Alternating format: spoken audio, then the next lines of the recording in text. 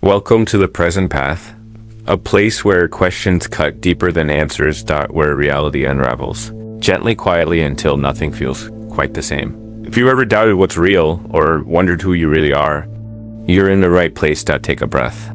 Let go of what you know. And step into the silence. Beneath the noise. Welcome home. What if the very thoughts you trust, your deepest beliefs, your memories, your sense of self were all illusions that only felt real because you needed them to? Welcome to a journey that doesn't teach you anything. It unteaches everything. These aren't just paradoxes. They're landmines planted in the soil of your mind. Step on one, and it might detonate everything you thought you understood about reality, truth, and who you are. Each idea in this video is designed to flip your understanding of life, not with loud drama, but with quiet, irreversible doubt, like whispers in a dark room that grow louder the more you try to ignore them. So get comfortable, close your eyes, and don't be afraid if something inside you starts to unravel. That's just the illusion letting go. Let's begin. Freedom. The word rings with promise. We associate it with sunlight, with open doors, with the intoxicating idea of choosing our own path. But what if freedom itself can become a kind of trap? Not because someone takes it from you, but because you drown in it. Imagine standing in front of 1,000 open doors. Each one leads to a different version of your life, different cities, different jobs, different relationships, different versions of yourself. You're free to choose any of them. And yet, you remain frozen. The more options you have, the more your mind spirals. What if I choose wrong? What if the other path was better? What if I change my mind? So you wait, you compare, you hesitate, and before you realize it, you've chosen nothing at all. This is the silent prison of modern freedom. Too many doors, no map, and a mind wired for regret. We were never built for infinite possibility. We evolved to live in small tribes with limited choices and clear rules. Today, you can reinvent yourself 100 times over. But with every new freedom comes new responsibility. And with every new responsibility, new anxiety. We've been sold the idea that the more choices we have, the freer we are. But real freedom isn't the ability to choose everything. It's the courage to commit to something. And that's where the paradox sharpens. Because the very moment you commit, you let go of freedom, you close doors, you eliminate possibilities, you step out of the fantasy of everything and into the limits of one thing. So which is it? Is freedom the ability to choose endlessly? Or is it the power to choose once and not look back? Most of us float somewhere in between, restless, unsatisfied, overwhelmed. We're haunted by the lives we didn't live, by the selves we never became, by the freedom we're afraid to use, and the prisons we quietly build from too much liberty. And then there's a deeper trap. The freedom to define yourself. Sounds empowering, right? But when you're the one crafting your identity, selecting each trait, each belief, each preference like items in a catalog, how do you ever know what's real? If you can become anything, who are you really? Self-construction turns into self-performance.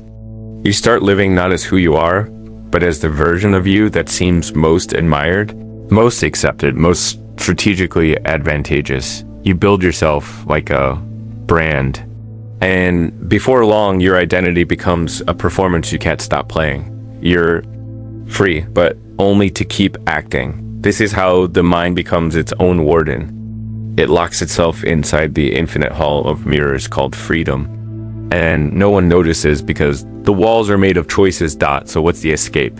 Maybe it's not in choosing the right door. Maybe it's in stepping away from the hallway altogether, from the illusion that happiness lies in more options, more versions of self, more freedom. Maybe true freedom is the willingness to be still, to not chase, to not optimize, to not split yourself into 1,000 what ifs.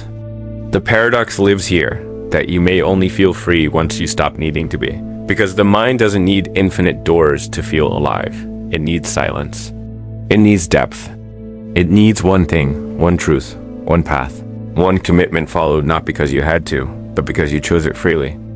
And then stop looking back. But that kind of freedom feels like surrender. It feels like death to the ego, like sacrifice, like giving up something sacred, which is why most of us never tasted. We live in the illusion of freedom, shackled by the weight of our own endless options, longing for a way out of the maze we were never forced into, but built ourselves. And if that realization stings, then the paradox is working. We chase happiness like it's a treasure buried at the end of all our effort. We treat it like the final reward, what we're working for, striving toward, suffering to someday deserve. But what if happiness isn't what we think it is? What if happiness isn't the presence of joy, but the fear of losing it? What if it's not joy itself that we desire, but the safety of knowing we might feel good without having to fully surrender to the chaos that joy brings? Joy is wild. Joy is unpredictable. Joy cracks you open and demands your full attention. It doesn't care if you're ready. It doesn't wait for permission. It arrives like a sudden downpour, beautiful, intense, unexplainable. But happiness? Happiness is measured. It's polite. It's planned. It's the curated version of contentment you can explain to others and defend to yourself. It fits neatly into Instagram captions and life goals. It doesn't disrupt. It stabilizes. And that's the paradox. Because the more you try to engineer happiness, the more you distance yourself from actual joy. You build routines.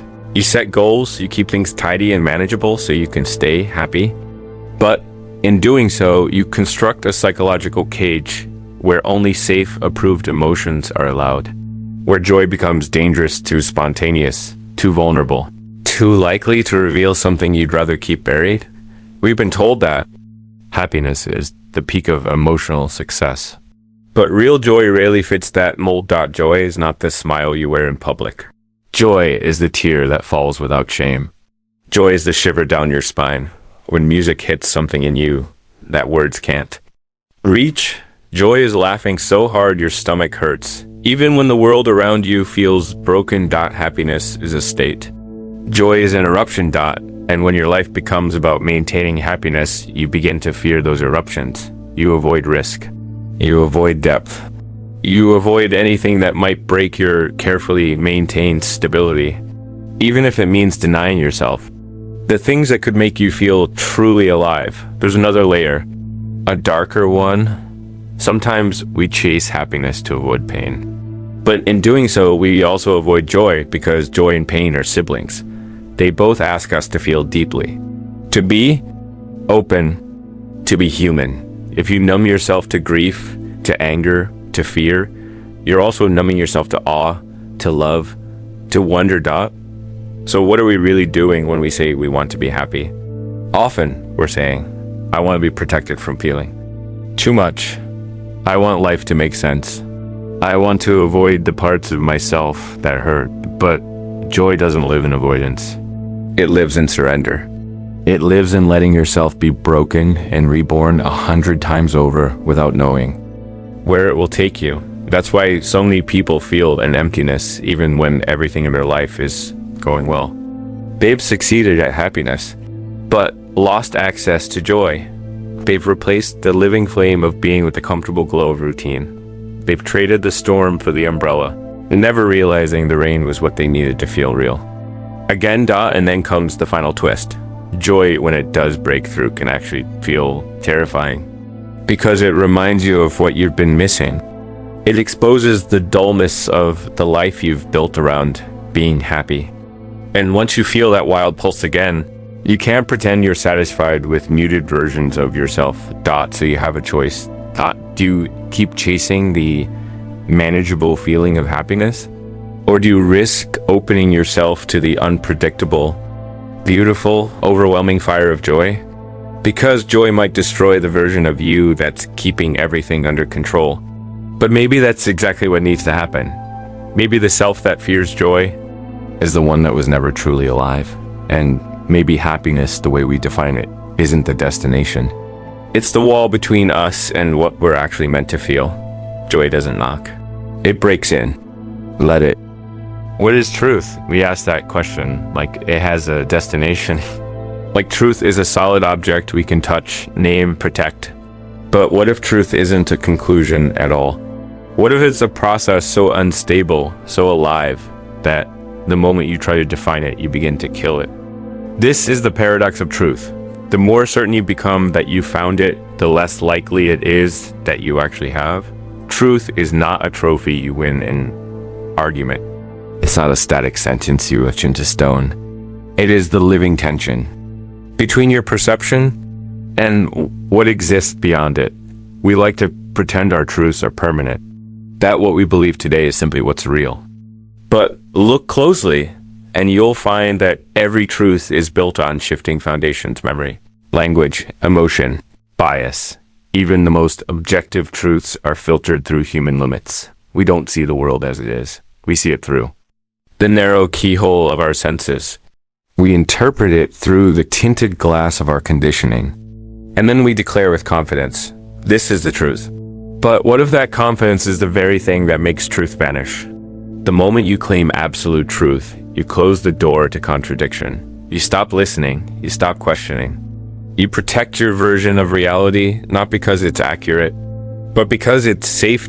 We see this everywhere, in politics, in religion, in science, in personal identity. A belief becomes a flag becomes a fortress. And soon, truth is no longer something you search for. It's something you defend at all costs. But the deepest truths don't need defense.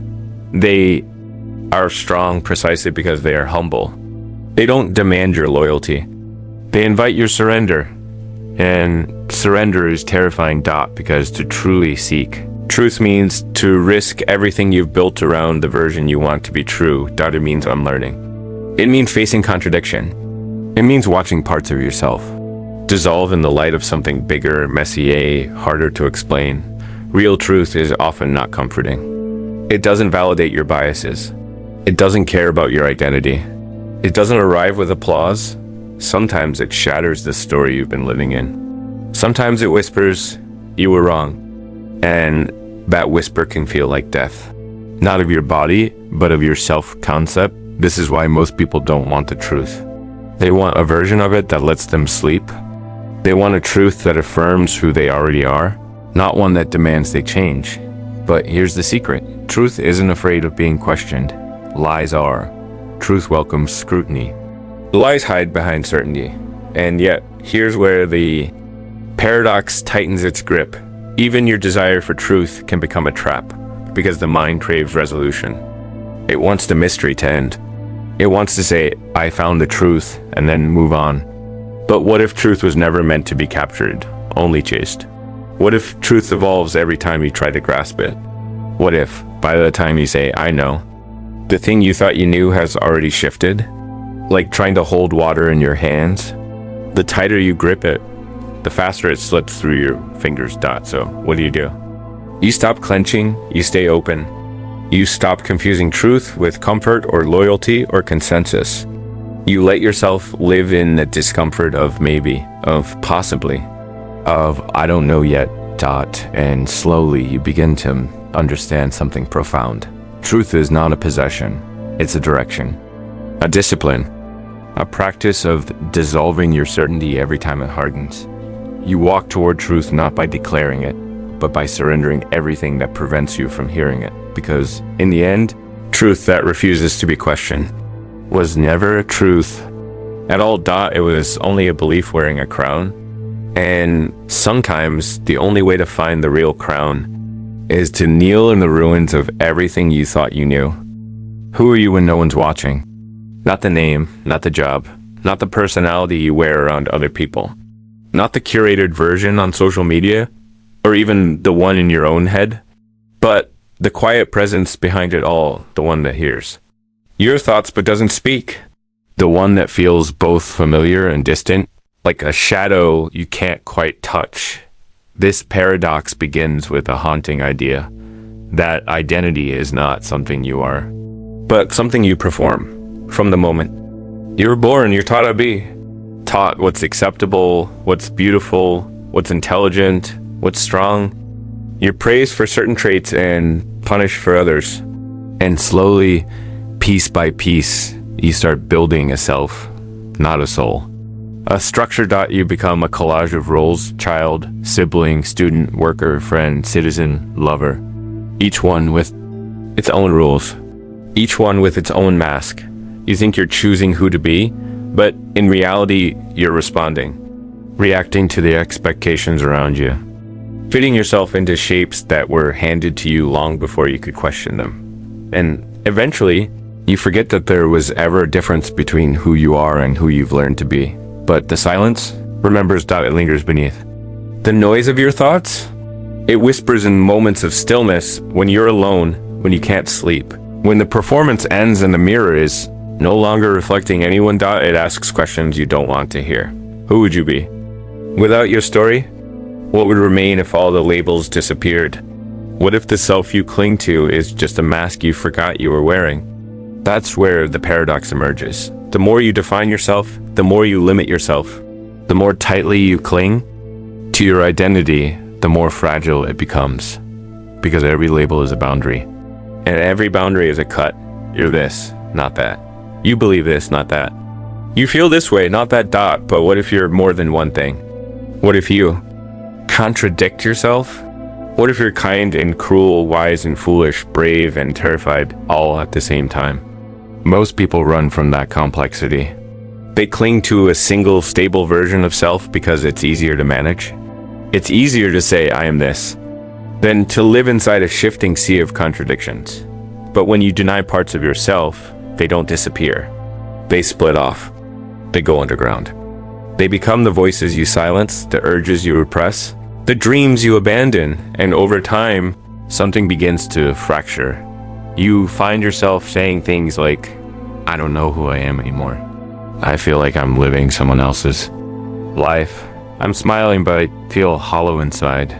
This is the identity splitting in silence. Not with drama, but with quiet disconnection. Not because you're broken, but because the version of you that survived no longer feels like the version that's alive.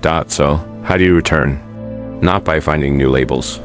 Not by reinventing yourself again, but by stepping into the stillness you've been avoiding, the silence that contains everything you've hidden. Sit with the parts of you that were rejected, the ones that didn't fit, the ones that were too loud, too sensitive, too strange, too honest. Let them speak, not to destroy your identity, but to expand it. Because maybe the truth is this: you're not a single self. You are a chorus. A shifting, breathing constellation of voices, some new, some ancient, some afraid, some free. And your job is not to pick just one. Your job is to listen. To let each part have its moment in the sun.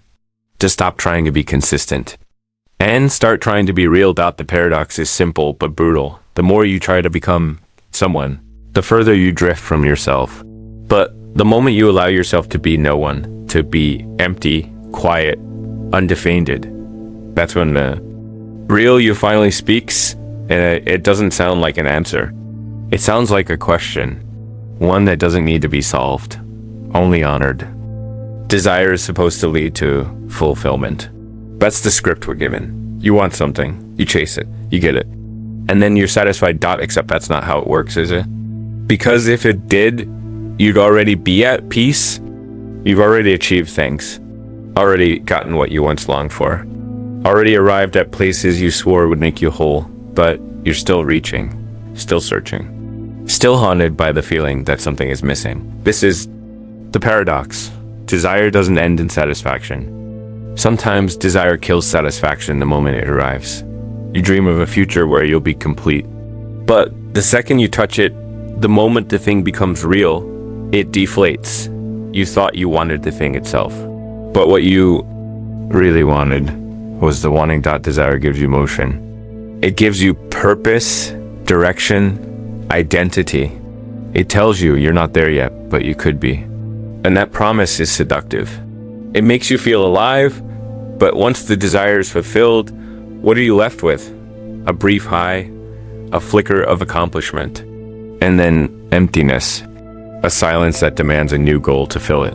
This is the addiction we mistake for ambition, the cycle we dress up as progress.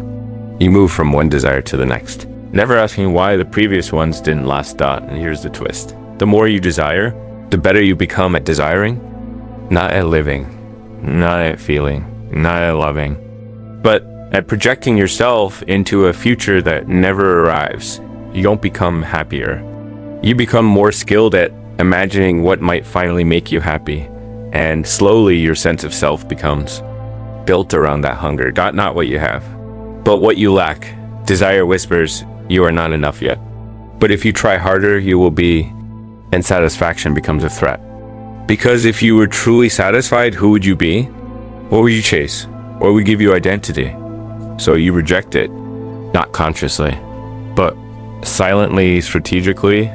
You sabotage contentment, you move the goalposts, you tell yourself, this isn't it. It's the next thing. And in doing so, you preserve the story of a self who is becoming. The story of meaning through striving. But what if there's no arrival? What if the chase is the trap? There's a reason most people feel a quiet sadness after getting what they want. It's not because the thing was wrong. It's because desire doesn't want to be fulfilled. It wants to be fed, like a fire that dies the moment it stops consuming. You think your desire is about the object, the car, the partner, the recognition, the peace. But desire doesn't want the object, it wants the sensation. It wants the movement toward something, the illusion of progress, the dopamine of potential. Satisfaction is stillness. And stillness is unbearable when your identity is built on motion. So you reject it. You create new desires to replace the old. You tell yourself you're evolving, but you're just running in a more elegant circle. And then comes the most dangerous moment of all. The day you start desiring not to desire. You chase minimalism, detachment, spiritual peace. You say, I just want to be content. But even that becomes a desire, a goal, a place to reach. You meditate not to be still, but to achieve stillness. You fast not to let go, but to control your letting go. You turn peace into a performance, and desire smiles. Because it's still in charge. So how do you escape? Maybe you don't. Maybe escape is just another form of desire. But you can see the cycle. You can observe the moment desire arises. And instead of obeying it, you let it exist. You don't chase it. You don't shame it. You just notice. And that noticing, something shifts. Desire no longer drives you. It dances through you. And sometimes it passes, not because you got what you wanted, but because you saw what? It was a movement, not a truth. The paradox is clear now. Desire doesn't want to be fulfilled. It wants to stay alive. But satisfaction? That's what happens when you stop needing to chase anything at all.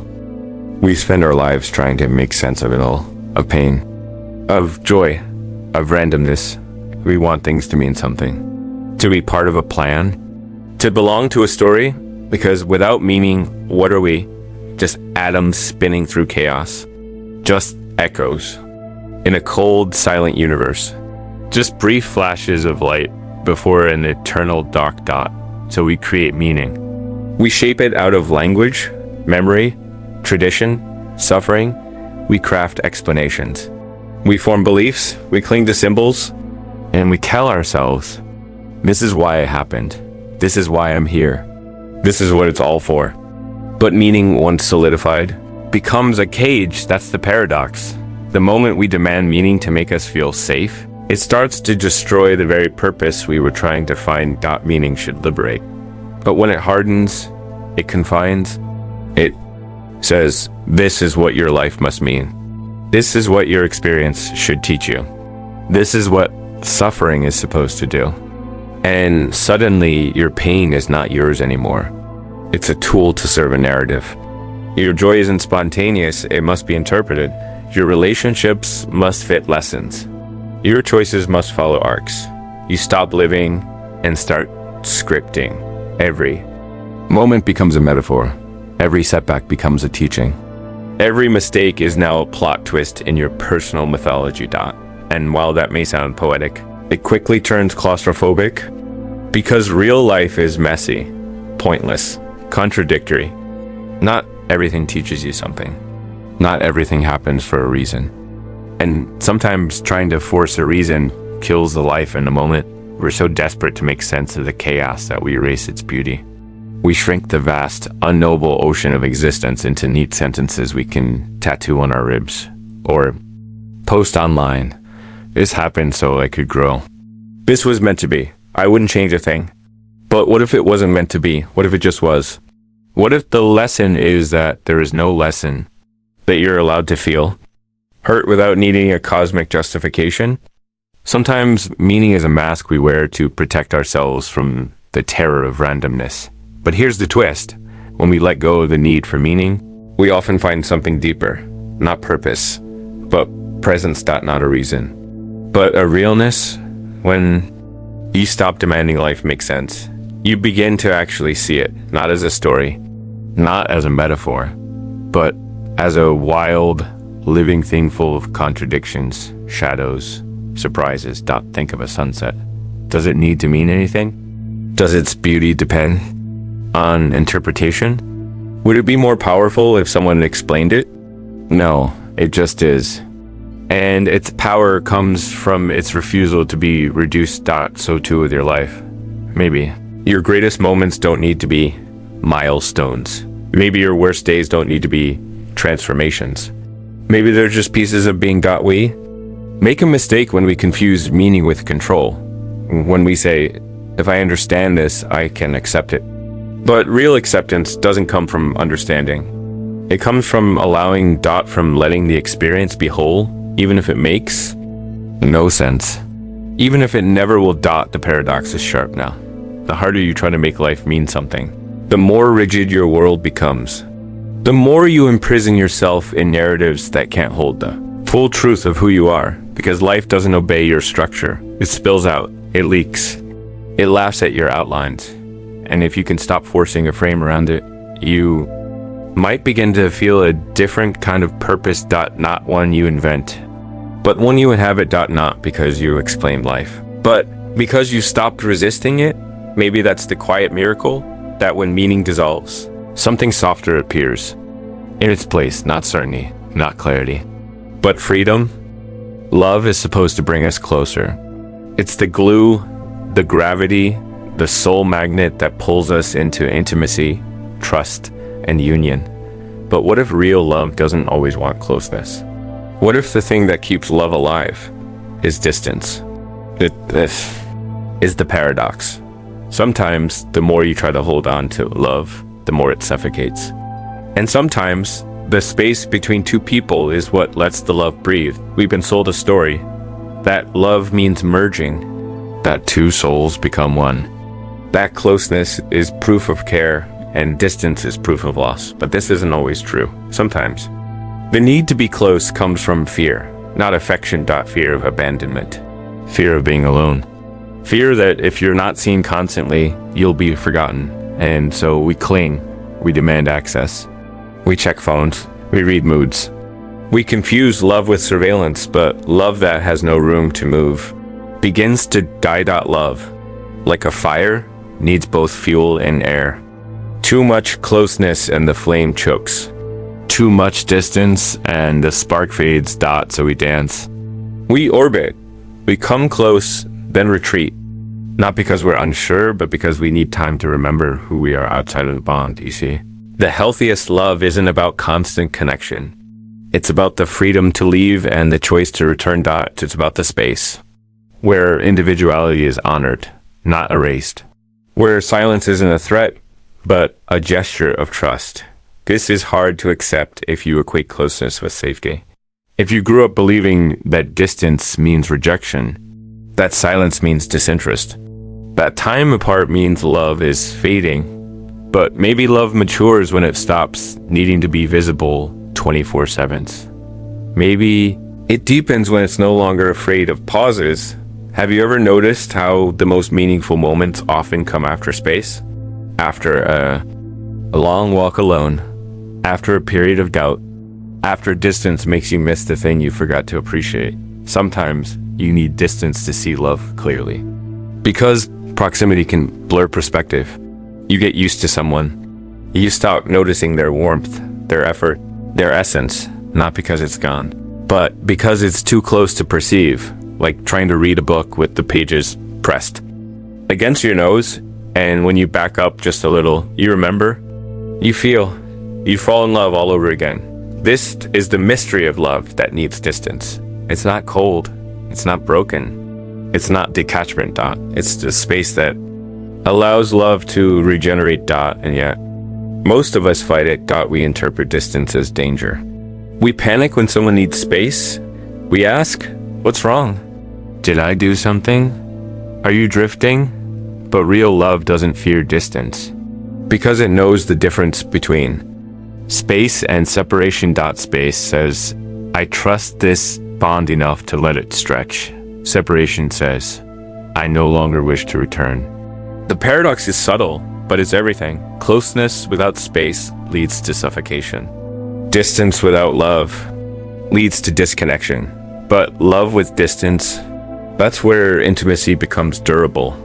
That's where affection grows up. And so maybe love doesn't always look like closeness. Maybe sometimes it looks like solitude shared silently across time. Like two people walking side by side, but looking at different stars. Like the kind of presence that remains, even when you're far away. So next time you feel the urge to clutch tighter, pause. Ask yourself, is this love?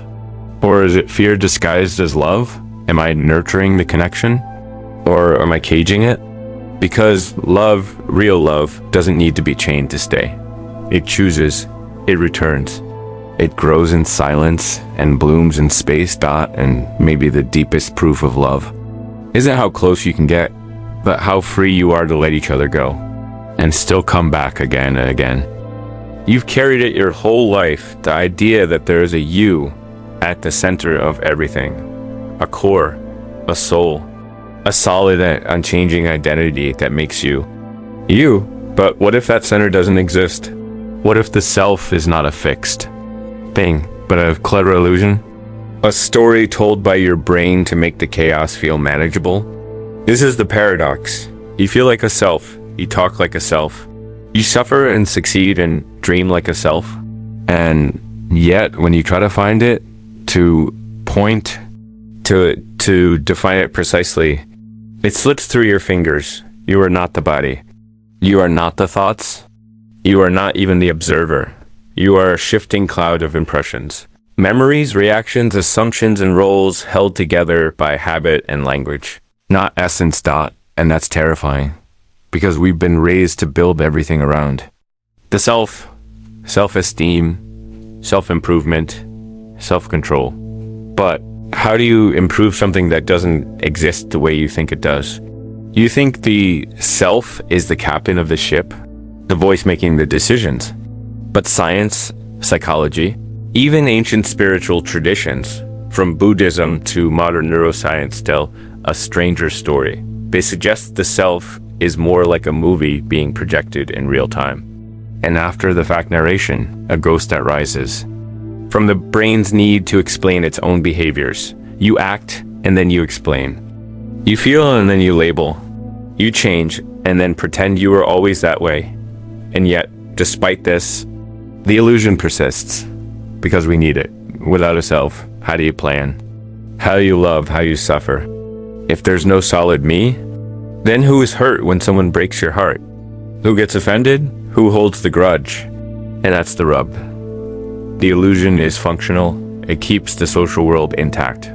It lets you participate, bond, negotiate, belong, but it also traps you. You become obsessed with fixing the self, perfecting it, defining it, defending it. You say, I'm not that kind of person. I would never do that. I'm just being true to myself. But the truth is, the self shifts constantly across moods, relationships, moments, even breaths. You are a different person when you're hungry, when you're tired, when you're in love, when you're afraid. So which one is the real you? The paradox deepens. You suffer for the sake of a self that doesn't exist. You worry how you'll be seen. You build plans for a future self who might never arrive. You ruminate over past selves who no longer exist. You're caught in a loop, a ghost chasing its own shadow, and yet knowing this doesn't leave you empty. It can leave you free. Because if the self is not fixed, then you are not trapped by your past. You are not bound by your rules. You are not doomed to repeat your patterns forever. You are a process, a verb, not a noun. A dance, not a statue. When you stop defending a fictional core, you can finally breathe. You can shift, flow, evolve without guilt. You can stop trying to find yourself like a lost key, and instead create yourself moment by moment. You can stop asking, who am I? And start asking, what is arising in me right now? There is power in this. Not chaos, not nihilism, but liberation. You are not the self watching the storm. You are the storm itself. Changing skies, shifting winds, moments of thunder followed by moments of sun. And yet, beneath all that motion, there is something quieter. Not a self, but an awareness. A stillness that doesn't claim, judge, or explain. It just sees. It doesn't need a name. It doesn't need a story. It doesn't need to be someone. It simply is. And when you rest in that, you don't disappear. You dissolve into something bigger, something softer, something real. So maybe the self never existed the way you thought, but maybe that's the best news you've ever heard. Because now there's nothing left to fix. Only the freedom to be. You are what you believe, or so you've been told. Beliefs shape your worldview. They frame how you interpret events, how you respond to others, how you make meaning from chaos. They are the silent architects of your reality. But what if belief doesn't just shape reality? What if it replaces it? This is the paradox. The more deeply you believe something, the less you are able to see what's actually there. Belief becomes a filter. A lens so thick that you stop noticing the world beyond it. At first, this seems helpful. Belief gives structure. It offers comfort, identity, coherence. It says, this is how the world works. This is what's true. This is who I am. But over time, belief becomes rigid. It begins to defend itself. It stops evolving. You stop asking questions and start protecting answers. And that's when belief turns from illumination into blindness. Imagine walking through a vast forest, blindfolded. Your beliefs are the voice guiding you. At first, you trust it. It tells you where to step, what to avoid, how to move forward. But what if the forest changes? What if the path disappears? What if the voice keeps speaking, even though it's lost the map? You won't know, because you're not seeing, you're following. And this is what belief can do. It replaces curiosity with certainty. It replaces exploration with allegiance. You begin to mistake the map for the territory. The model in your mind becomes more real than the world it tries to describe. This happens in science, in religion, in relationships, even in how you see yourself. You believe you're not creative, so you stop trying. You believe people can't change, so you stop forgiving. You believe the world is cruel, so you only see cruelty. Reality bends to match the belief, not because the belief is true, but because the mind will go to great lengths to make it true. Cognitive bias, confirmation bias, selective attention. We gather evidence that supports what we already believe and ignore what doesn't fit the frame. This isn't deception. It's survival. The brain doesn't care about truth. It cares about coherence. It wants a world that makes sense, even if that sense is built on lies. And the more emotionally charged a belief is, the harder it is to let go. Because now it's not just an idea. It's you to question the belief. Feels like questioning your own existence. So we cling, even when the evidence piles up. Even when our lives begin to collapse under the weight of contradiction. Even when reality knocks and knocks and knocks. We refuse to answer. Because we're not protecting the belief anymore. We're protecting the identity built around it. But what if we stopped? What if we held belief like we hold a candle lightly, reverently, knowing that it can both guide and burn? What if we return to not knowing? Not as weakness, but as strength. What if we allowed belief to be temporary, flexible, humble? What if the purpose of belief wasn't to define reality, but to dissolve once it had served its purpose?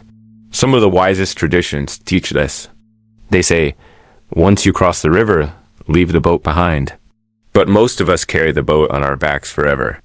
Because we forget it was never meant to be permanent, the most dangerous beliefs are not the ones that are false. They are the ones you can't see as beliefs, the ones you treat as truth, as reality itself, as law. That's when belief begins to destroy reality. It disconnects you from what's actually unfolding. It makes you react to a world that exists only in your mind. It makes you fight shadows, defend ghosts, miss miracles. And worst of all, it blinds you to others. Because if your belief is absolute, then anyone who disagrees becomes the enemy. Conversation becomes combat. Difference becomes threat. And humanity collapses into factions, each convinced their map is the only one. But no map is complete. No belief is final. Reality is too alive for that. So perhaps the highest form of belief is the kind that doesn't pretend to be truth, the kind that kneels before the mystery. That whispers, this is what I see for now. That is willing to be wrong again and again in the name of something deeper than certainty. That is how belief can stop destroying reality and start pointing gently toward it. Hope is supposed to heal. We clutch it in dark times. We raise it like a torch when we're lost. We whisper it to ourselves and to others. Things will get better. Just hold on. Don't give up. Hope gives us something to live for, but what if that same hope is what keeps us hurting? This is the paradox. Hope can save us, but it can also trap us. Because not all hope is freedom. Some hope becomes a cage with golden bars. It tells you, endure just a little longer. Keep suffering, it will be worth it. Stay exactly where you are, because maybe something will change. And so you stay. In toxic relationships, in broken systems, in mental states that no longer serve you. You stay because you believe in a better tomorrow, but that belief becomes an excuse to tolerate an unbearable today. You stop asking, is this right for me now? And start asking, will it maybe be better someday? That shift seems subtle, but it's everything, because the more you focus on what might be, the more you disconnect from what is. Hope pulls your mind into a future that doesn't exist. And while your imagination drifts ahead, your body stays trapped in the pain of now. You begin to believe the suffering is justified, because hope promises a reward. But what if the reward never comes? What if the hope is hollow? Even worse, what if the suffering becomes your identity? What if you become someone who lives not for joy, but for the idea of joy? Not for love, but for the fantasy of love? Not for peace, but for the constant dream of reaching peace later? Then hope isn't helping you. It's haunting you. It's dangling a future that keeps receding the more you chase it, like a carrot at the end of a stick. And you run and you never arrive. This is not to say all hope is harmful. Hope can be beautiful, revolutionary. It can lift people from despair. It can give meaning in places where none seems to exist. But hope becomes poisonous when it replaces action, when it stops being a light and becomes a leash, when it seduces you into waiting, enduring, tolerating endlessly. You hear people say, don't give up, stay strong, better days are coming. But sometimes letting go is the strength. Sometimes giving up isn't failure, it's freedom. Sometimes the better day only comes when you stop waiting and start walking away. Hope tells you to hold on, but wisdom asks, hold on to what? Why? For how long? Because if what you're holding is slowly destroying you, then hope might just be the mask that's suffering. Where's to stay welcome? This happens in relationships. You hope the other person will change. You seek glimpses of who they could be. You cling to memories of how things used to feel. And so you stay. Longer than you should, longer than is safe, longer than is real. Because hope convinces you that leaving is giving up, when sometimes leaving is finally waking up. The same happens in dreams. You chase an idea of who you're meant to be, a version of yourself painted in ambition, and when the dream doesn't match the path you're on, instead of adjusting the path, you cling harder to the dream. You suffer more, you grind more. You lose more of yourself in the name of hope. But what if true hope isn't about waiting? What if it's about trusting yourself to act? What if real hope isn't a promise of the future, but a presence in the now? The ability to say, I don't know what's next, but I know I can meet it. I don't need to believe in a perfect outcome, only in my capacity to respond. Then hope becomes alive, empowering, rooted in courage, not fantasy. No. Longer tells you to endure what hurts. It invites you to step into what's next. So yes, hope can be a light in the dark, but only if it leads you forward, not if it tricks you into staying still. And sometimes the most hopeful thing you can do is to walk away from the dream that's been hurting you the longest. You're told from a young age to make sense of the world, to think clearly, to follow reason, to trust logic. Because logic, we believe, is the tool that reveals what's real. If something is logical, it must be true. If something is irrational, it must be false. But what if reality doesn't follow that script? What if the universe doesn't care about what's logical to the human mind? This is the paradox. Sometimes, the more logically you try to understand reality, the more reality refuses to make sense. You think of logic as a ladder, climbing upward toward truth. But there are places where the ladder disappears, or bends back on itself, or it leads you in a perfect circle. This happens in science. In physics, particles can be in two places at once.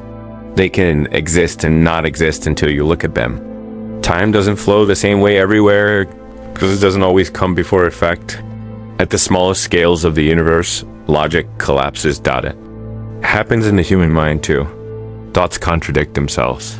Emotions defy explanation. You believe two opposing things at the same time and somehow both feel true.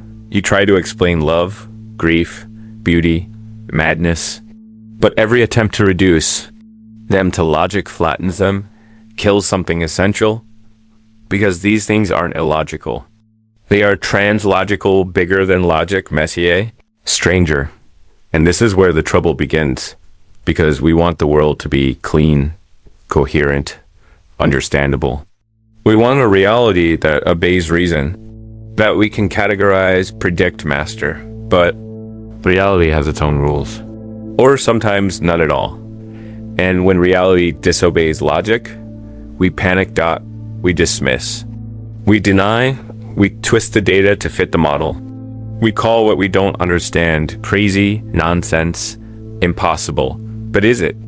Or is it just a reminder that our models are limited? Logic is a map. But a map is not the territory.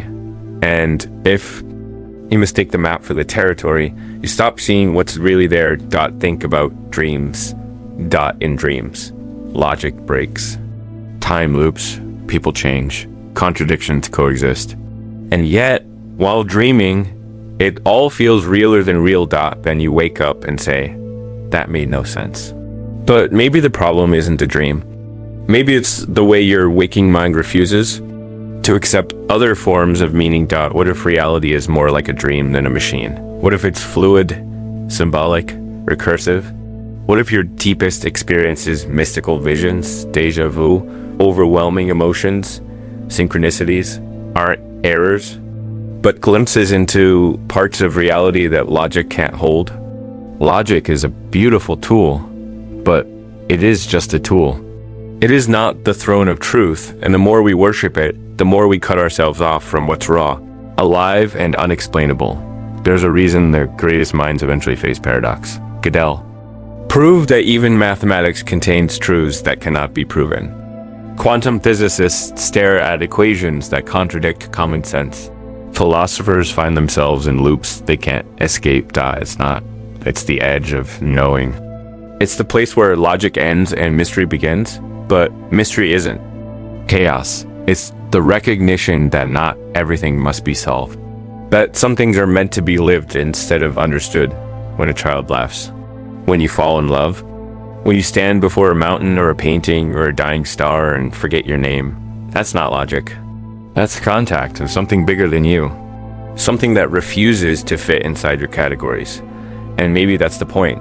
Reality isn't broken. It's just free. Free from your expectations. Free from your formulas.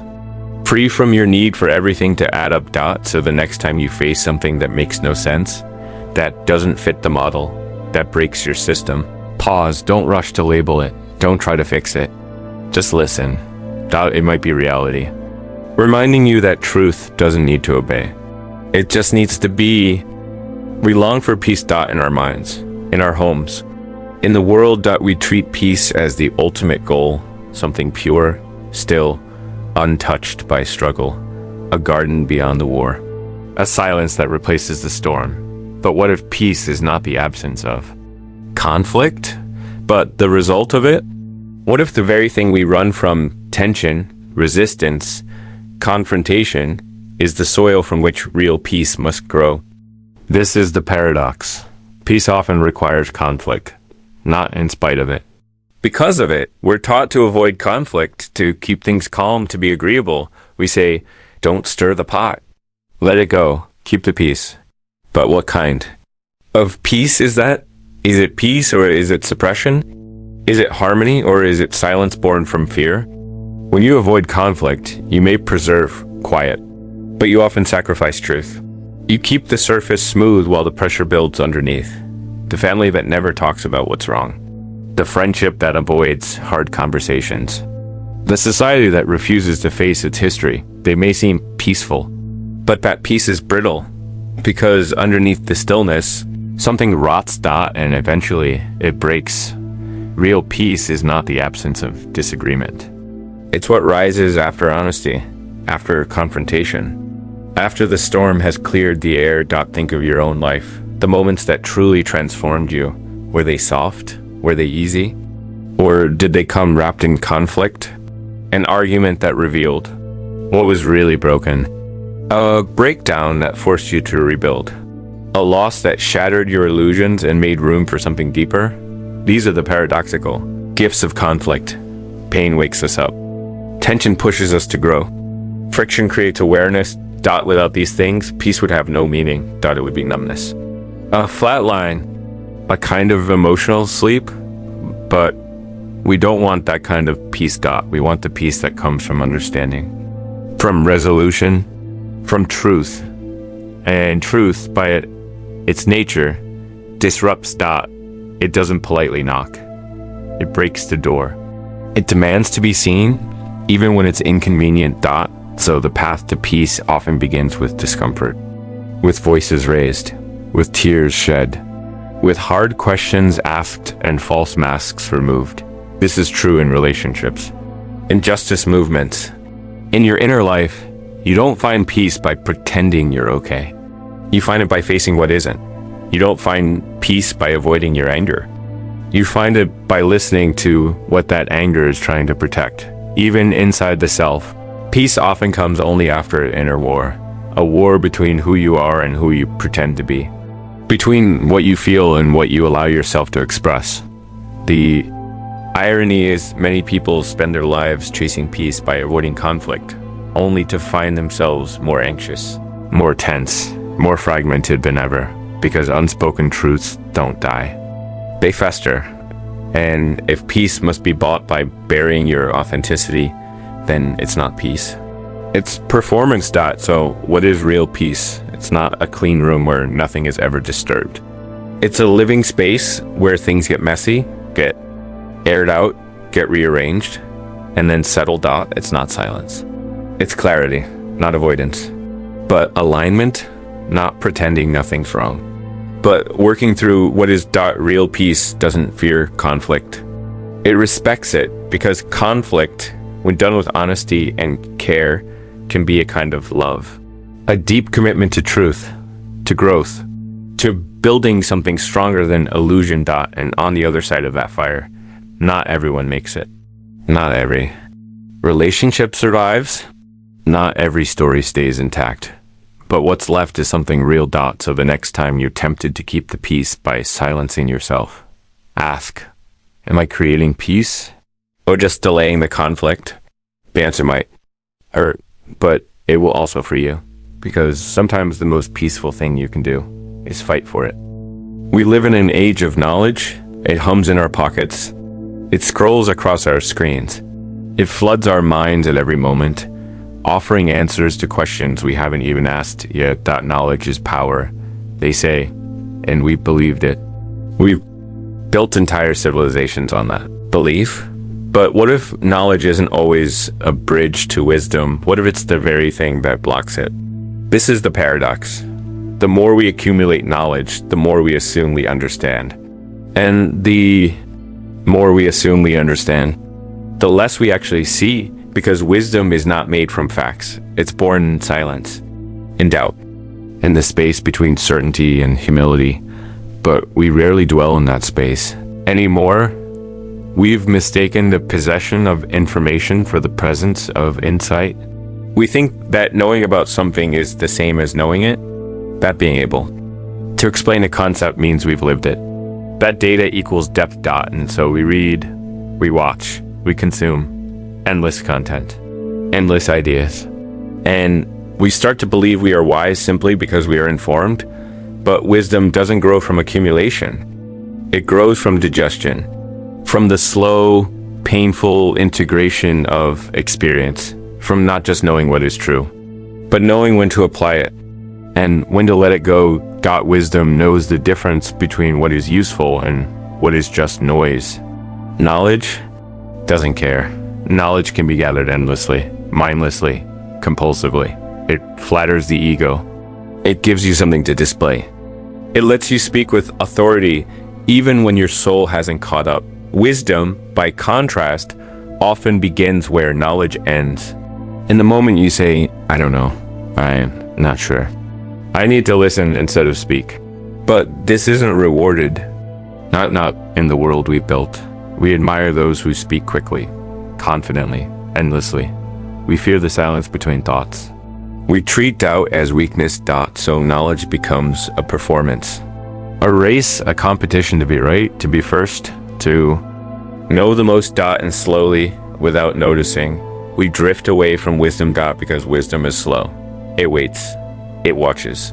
It doesn't rush to conclusions. It holds tension. It values nuance. Wisdom doesn't try to win the argument. It tries to understand the person. But here's the danger. Knowledge, when separated from wisdom, becomes dangerous. It gives us the ability to manipulate without empathy, to destroy without understanding, to speak without listening. We see it in politics, in social media, in technology. We know how to build machines that can rewrite DNA, generate deepfakes, alter consciousness, but we don't stop to ask if we should. We know how to argue, debate, dismantle someone's point, but we don't ask if we understand where they're coming from. We know how to appear intelligent, but not how to be truly wise. And when we mistake knowledge for wisdom, we become arrogant. We stop questioning ourselves. We stop learning.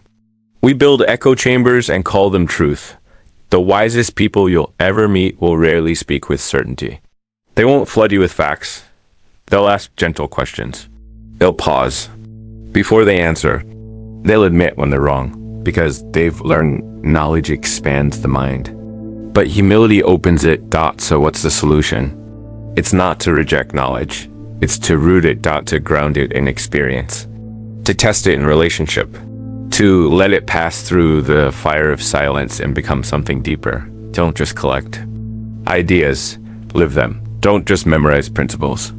Struggle with them, fail with them, bleed with them. That's how knowledge becomes wisdom. By being broken open, by being questioned, by being earned. So ask yourself not just what do I know, but what have I misunderstood?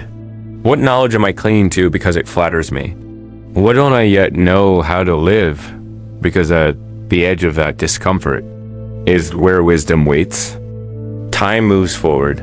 That's what we're told. Tick by tick, second by second, from past to present to future. It's linear, measurable, reliable. It's how we build history, make plans, count losses, chase dreams.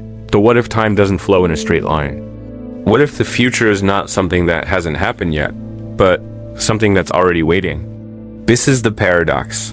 What if the future is not born from the present, but the present is shaped by a future that already exists? Strange? isn't it? But you've felt it before. That eerie sensation when you know something before it happens. When a moment arrives and you can't explain why, but it feels familiar. Like a memory that hasn't been made yet. Deja vu. Premonition. That flash of intuition that changes your decision with no logical reason why. The voice that says, don't go. And only later do you understand what it was saving you from. Science has tried to catch up. Some branches of physics suggest that time is not linear at all. That the past, present, and future may all exist simultaneously. And what we experience as now is just the slice our consciousness happens to be looking.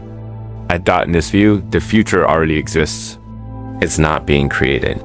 It's being remembered. This flips everything. Because if the future already exists, then what does that mean for free will? Are you walking a path you've already walked? Is your life a story written in reverse? You just haven't read the last page yet. And yet, it doesn't feel like that. You make choices. You change your mind. You reroute. So how can both be true? Here's where the paradox sharpens. Maybe time isn't a straight road, but a spiral, a loop, a pattern that echoes itself subtly but repeatedly.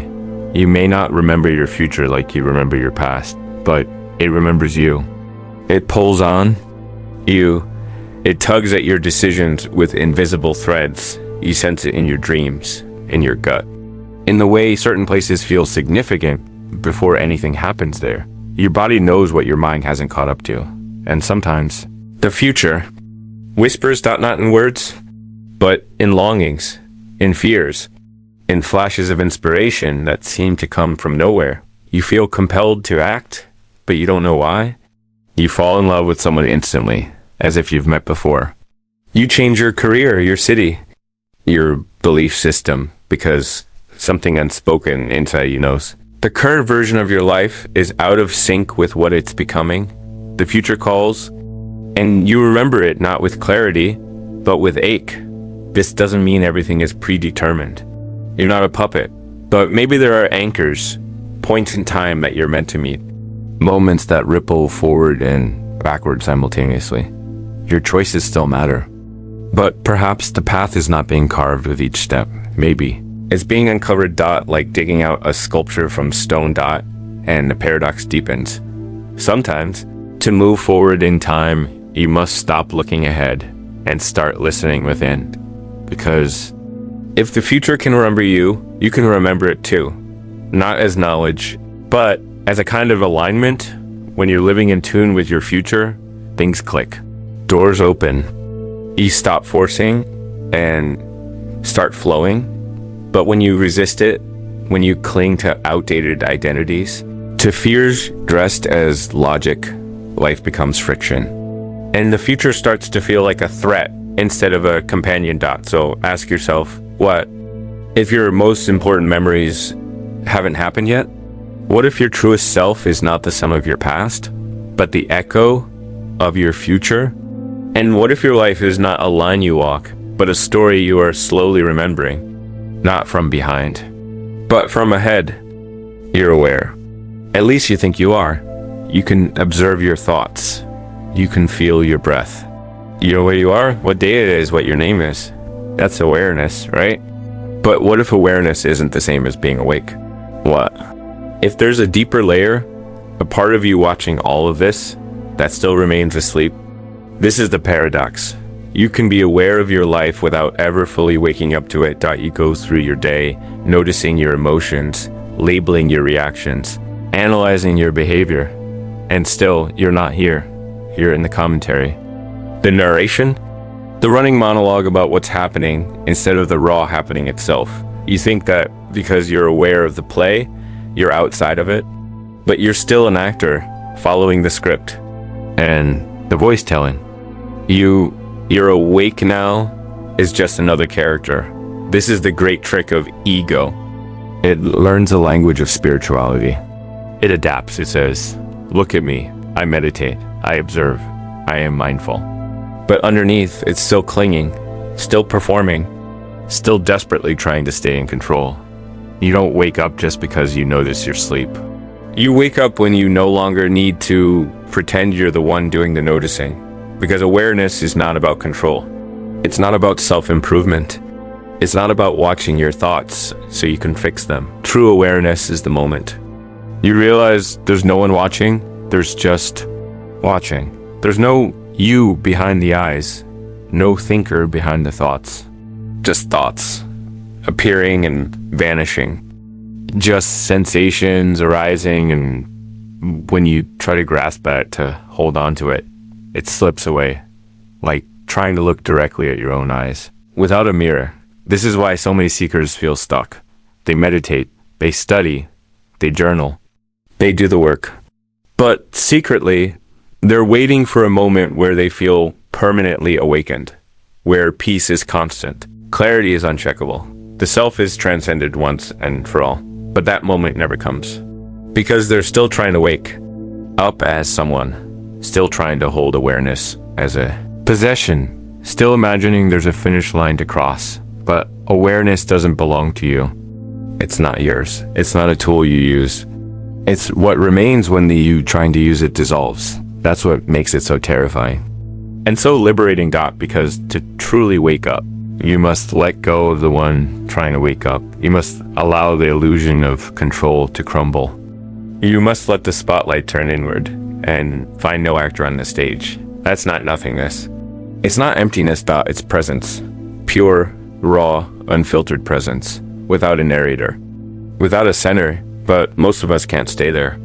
We glimpse it in deep meditation, in grief, in awe, in a sudden silence so vast it swallows all thought, and then the mind rushes back in. That was amazing. How can I get it again? And just like that, we're asleep again, dreaming of awakening. The paradox lives here. You can become deeply aware of your sleep and still be dreaming. You can know the patterns, trace the trauma, study the psyche, and still never wake up. Because waking up is not a thought, not a breakthrough, not a state. It's the falling away of the one who wants those things. So what do? Nothing. You notice. You relax. You stop chasing.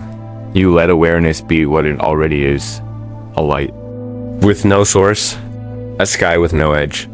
A silence that was here before the first thought arose.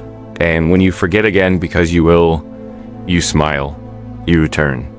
Not to a technique, but to this breath, this sound, this moment. Because this is all that's ever been real. Awareness isn't something you achieve, it's what you remember when everything else falls away. Emotion is supposed to be experienced. That's its purpose, to rise, to move through us.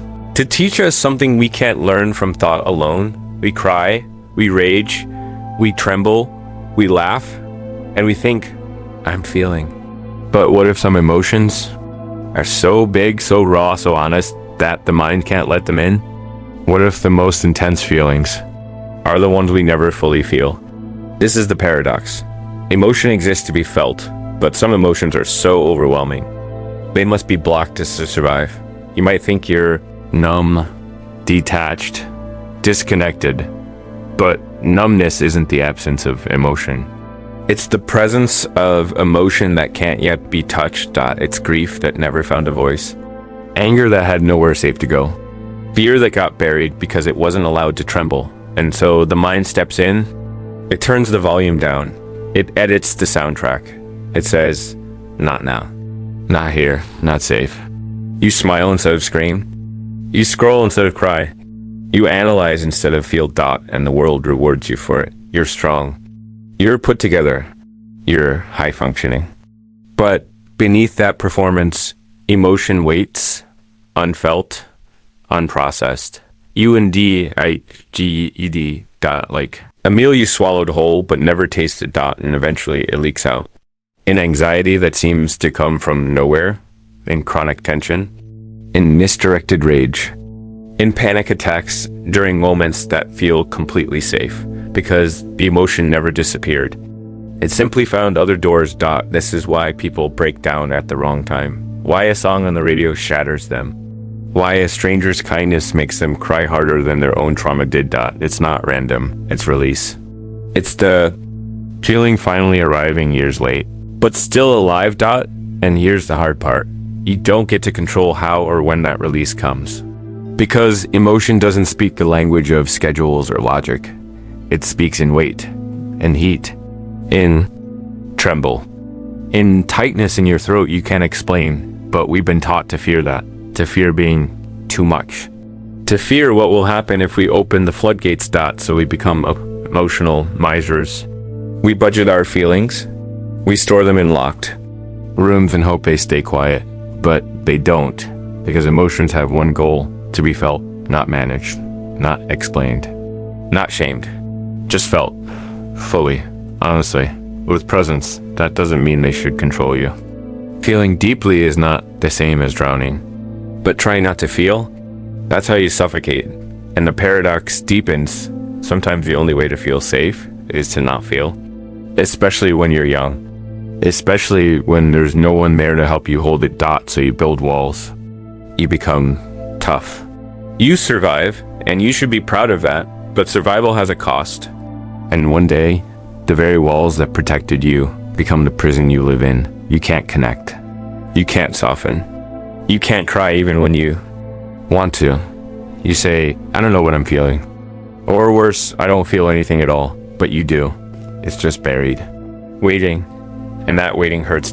So what do? You begin gently. You stop trying to feel everything all at once. You let the emotion come in layers, like thawing ice. You feel the edge of the sadness without needing to collapse. You let the anger twitch in your hands without punching anything. You name what you can. And when you can't name it, you sit with the ache anyway. And you remind yourself, you are not broken. You are backed up. Emotion delayed is not emotion denied. It's still there. It still matters. It still needs you. So the next time you say, I don't feel anything, listen deeper. Beneath the numbness, there may be a river waiting to move. Again, and the moment you let it, not fix it, not solve it, just let it, you return to yourself. Not in control, but in contact. And that's where healing begins. We treat memory like a recording, a quiet archivist that stores our experiences, labeling them carefully in mental drawers, waiting patiently to be accessed. You close your eyes and think back to childhood, to a conversation, to the moment everything changed, and you believe what you see. You say, that's how it happened. You say, I remember, but what if your memories aren't records, but reconstructions? What if the past you remember was never real to begin with? This is the paradox. Memory, which we rely on to make sense of who we are, doesn't just remember the past. It rewrites it. Every time you recall a memory, you don't access a pristine file. You recreate it. You paint it again, brushstroke by brushstroke, with the colors of your current emotions, beliefs, and needs. And that painting changes. Sometimes subtly, sometimes completely. You remember a teacher being cruel, but maybe you were just afraid. You remember a parent's silence as rejection, but maybe they were lost in their own pain. You remember being unloved, but maybe the love was just quieter than you expected. Memory is not truth. It's narrative. It's a story stitched from fragments, part fact, part feeling, part imagination, and yet it feels true. Sometimes more true than what actually happened. This is why two people can live the same event and walk away with completely different versions. One remembers betrayal. The other remembers confusion. One remembers being ignored. The other remembers giving space. Who's right? Maybe no one. Maybe both. Maybe memory is not about accuracy at all, but about meaning. And meaning changes. So the memory changes with it. We don't remember things as they were. We remember them as we need them to be, to explain who we are now, to justify what we fear, to anchor what we believe. You construct your identity from memory. You say, I am this way because of that. But if that wasn't what you thought, then who are you? The paradox tightens here.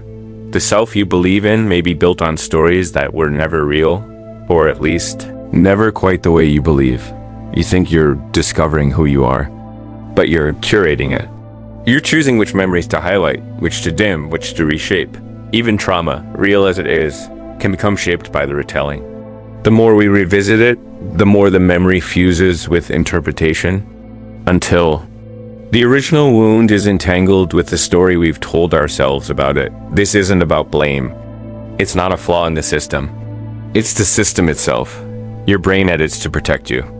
It emphasizes what matters for survival, filters out what doesn't. But sometimes, what it edits out is the softness, the joy, the nuanced dot, so you're left with a version of the past that is harsher, colder, sharper than it really was.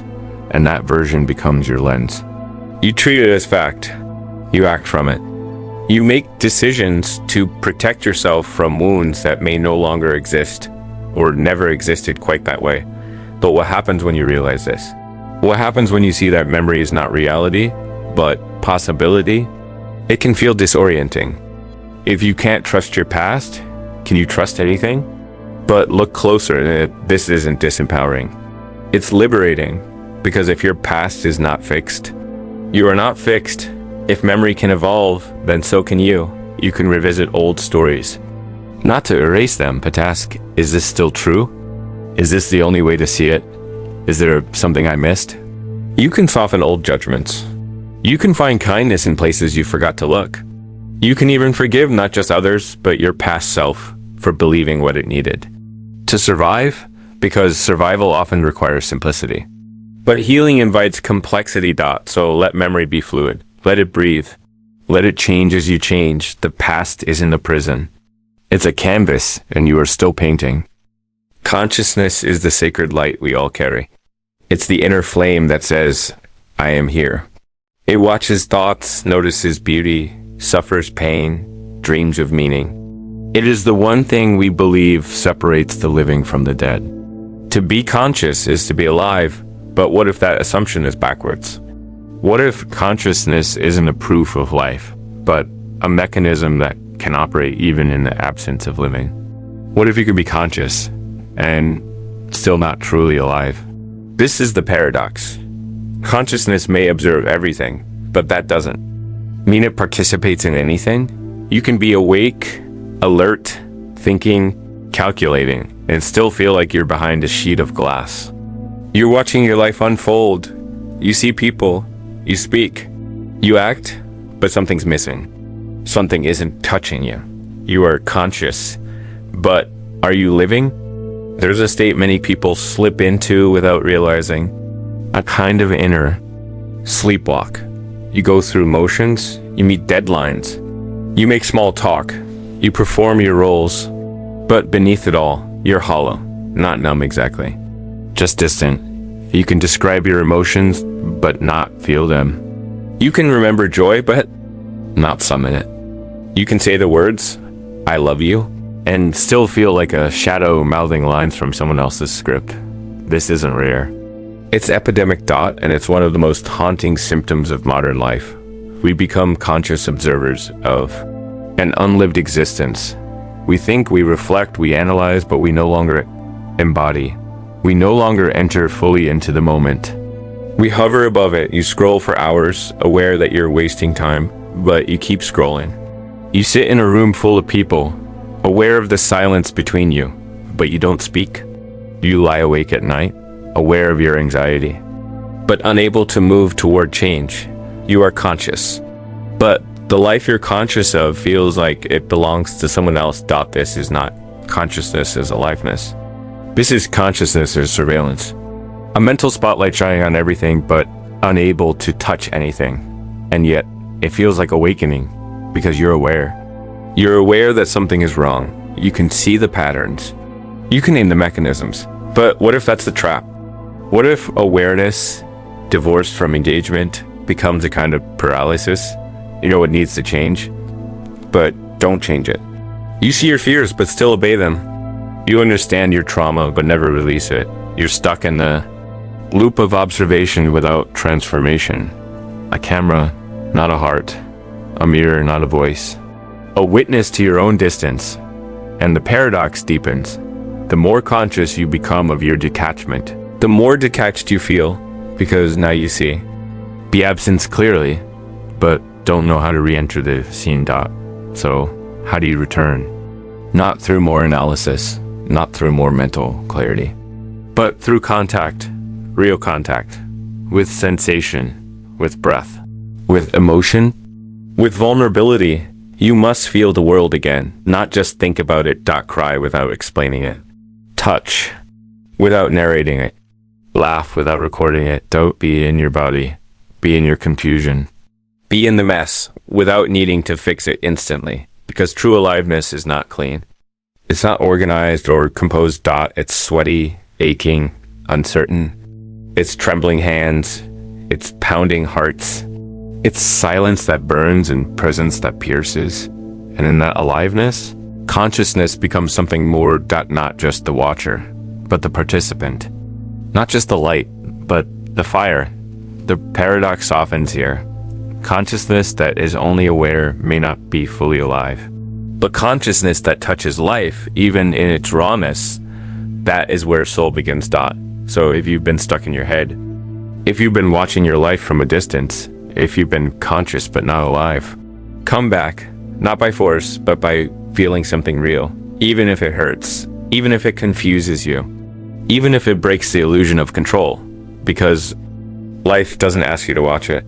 It asks you to enter. You make choices every day. What to eat, where to go, who to love, what to believe. You weigh your options, deliberate, and finally decide. It feels like freedom. It feels like control. But what if that freedom is an illusion? What if the choices you believe you're making have already been made? This is the paradox. You think you're choosing, but often the decision has already been determined by factors you can't see. Your genetics, your upbringing, your past traumas, your subconscious fears, your cultural conditioning, even the chemical state of your body in a particular moment. You say, I chose this. But what if you were only aware of the choice after it had already been set in motion? Neurologists have found something strange. In study after study, your brain begins preparing for a decision before you consciously become aware of choosing. Milliseconds, sometimes seconds, before your conscious mind decides. Your unconscious has already pulled the trigger. You're just catching up.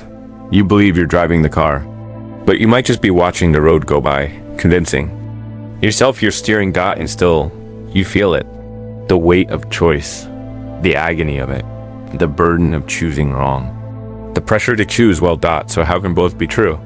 How can choice feel so real and yet be already determined? Because experience and causality exist on different levels. One is the sensation of being alive. The other is the machinery underneath. You experience choice because consciousness needs narrative. It needs a story to tell. I chose this fits better than it just happened. And yet the story is not false. You do experience choice. You live through it.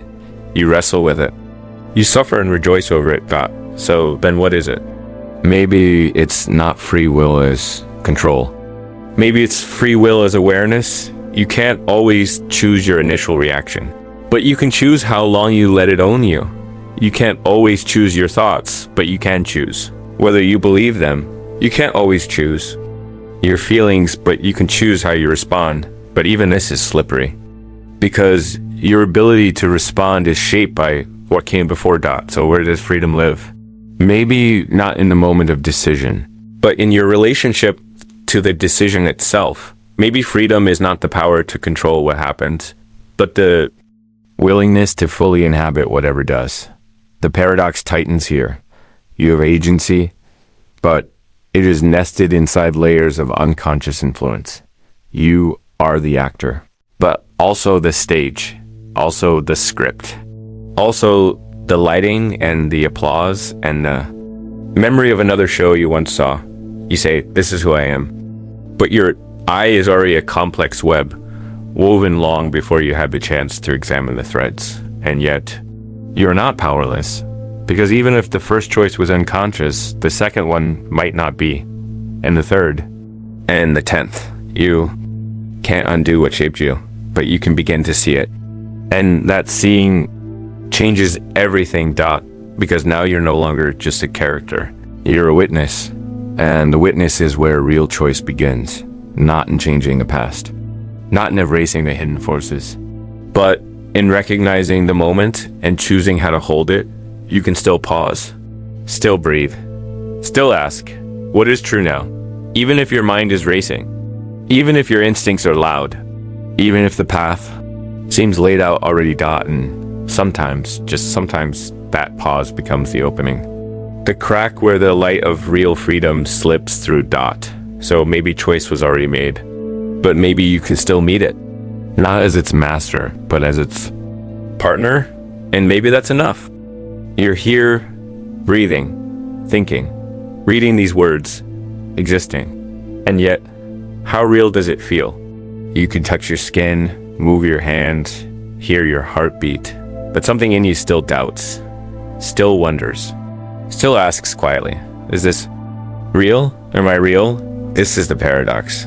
You exist undeniably, but sometimes your own existence feels distant, unreal, like a dream being told to itself, not because you're hallucinating, not because you're lost, but because reality true, raw.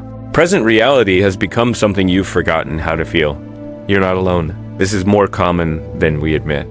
You wake up, scroll through your phone, do your tasks, laugh at a joke, fall asleep again.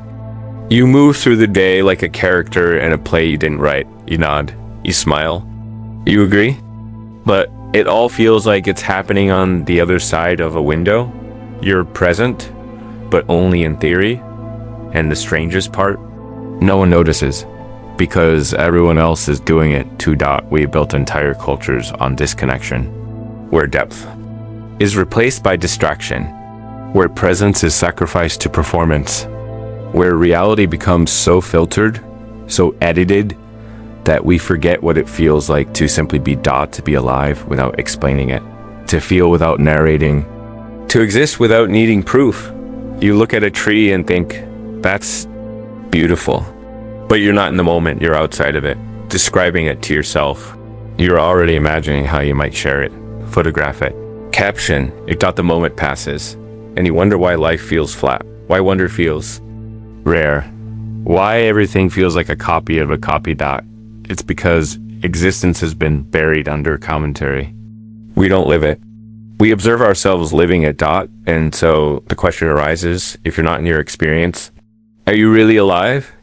You're breathing, you're thinking, but are you being? The paradox deepens the more we try to prove we're real, the more distant we become from our realness. We chase validation, we build identities, we try to find ourselves through external mirrors, through followers, likes, goals, applause, but every layer of performance takes us further from the simple truth. You are already here. You don't need to earn your existence. You don't need to justify it. You just need to remember it. And remembering isn't thinking. It's feeling. It's returning to the breath, to the sensation in your fingers, to the quiet hum beneath the thoughts. It's the moment you stop trying to be someone and just allow yourself to be. But this isn't easy, because to truly exist means to feel everything. The beauty, the pain, the confusion, the aliveness, and many of us have spent years, decades learning how not to feel. We numb, we distract, we build elaborate personalities to protect us from the rawness of being, because being real means being vulnerable. It means facing the uncertainty, the impermanence, the lack of control, and that's terrifying. So we sleep. Not the sleep of dreams, but the sleep of forgetting. Forgetting that we were never the roles, never the opinions, never the stories. We were always the space holding them. We were always the open field. Beneath the storm. And in rare moments of silence, heartbreak, awe, grief, wonder, we remember. We fall out of the story. We drop into something wordless. And we feel real again, even if only for a moment. The paradox is clear now. Existence doesn't disappear. We just stop inhabiting it. We trade reality for representation, life for simulation, presence for identity. And then we wonder why we feel hollow. But it's not too late. You don't need to go anywhere. You don't need to become anything. You just need to stop running from the moment that's already here. Let the breath return. Let the mind quiet. Let the mask fall just a little. And remember, you're not the idea of yourself. You are not the performance. You are not the memory. You are the presence behind it all. You are what remains when the triads dot you are real, even if you forgot. You've arrived, but there is no destination. Only the quiet echo of questions you can no longer ignore. You came seeking ideas that would flip your understanding of life, and now you're holding fragments. Pieces of self, reality, time, love, memory. Nothing quite fits like it used to. And maybe that's the point. We're taught to crave answers, to build maps, to navigate existence with the confidence of someone who knows where they're going. But what if the map itself was the thing that erased the world? What if every definition you clung to, every belief you repeated, every story you told yourself, was just another layer between you and the truth? Not the truth that can be spoken, but the one that remains when the words fall away. These paradoxes weren't meant to solve anything. They were meant to disturb the ground beneath your certainty, to loosen your grip, to make room for something deeper than understanding. Because when you stop trying to hold the world, you start to feel it raw, unfiltered, impossible, and somehow more real than anything you've ever known. So as you step away from this video,